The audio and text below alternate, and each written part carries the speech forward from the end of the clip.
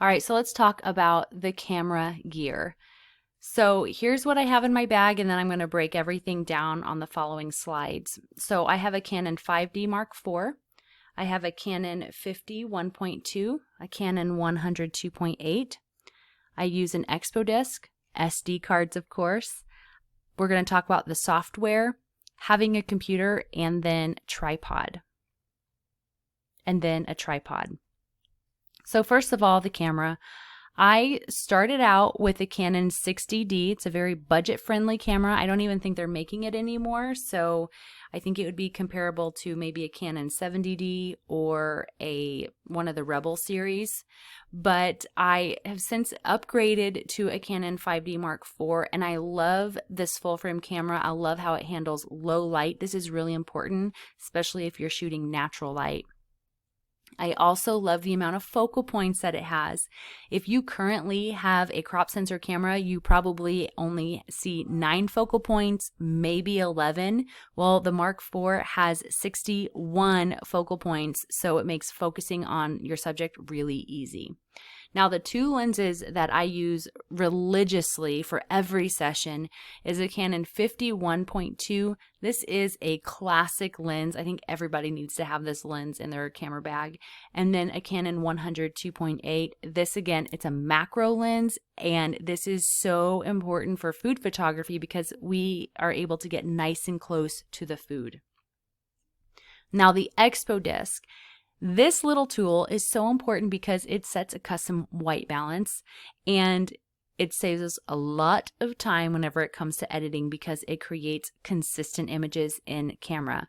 And in a later lesson, I'm going to show you a before and after photo using the Expo disc, and you're going to see just how valuable this tool is. Now, I also have memory cards, of course, because we're working on digital cameras, so we have to have a card to write the images to. So you'll see two different kinds here. That big one in the middle, that compact flash, that is for the Mark for the full frame camera. So that one, the full frame cameras will actually shoot to two different cards. It'll shoot to the compact flash and the SD card at the same time.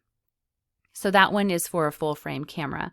The other two smaller ones, you're going to see those are used in every camera. That's a standard card.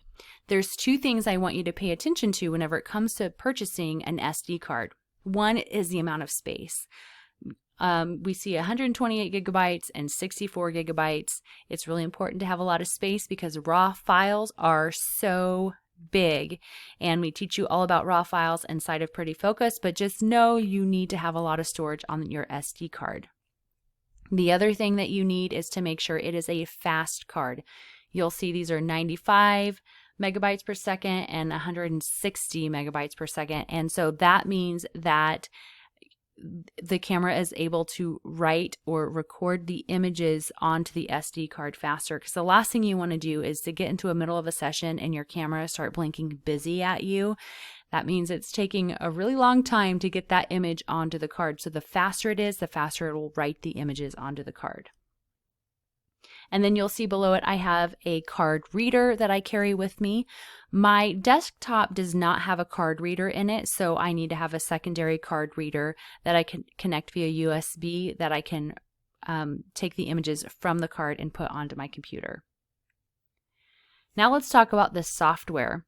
So the software that I use is Adobe Lightroom and Photomechanic. Lightroom is what I use for editing, and then Photomechanic is actually what I use for culling images, and that's how I pull the images off the card and put them onto my computer. So Photomechanic is optional, but let me tell you, it is so important for workflow and working smarter, not harder, which is what we preach in Pretty Focused.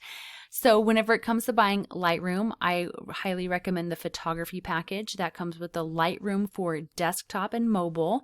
So if you ever see people editing on Lightroom on their phone, that's what comes with this package. But we also want Lightroom Classic. This is for desktop.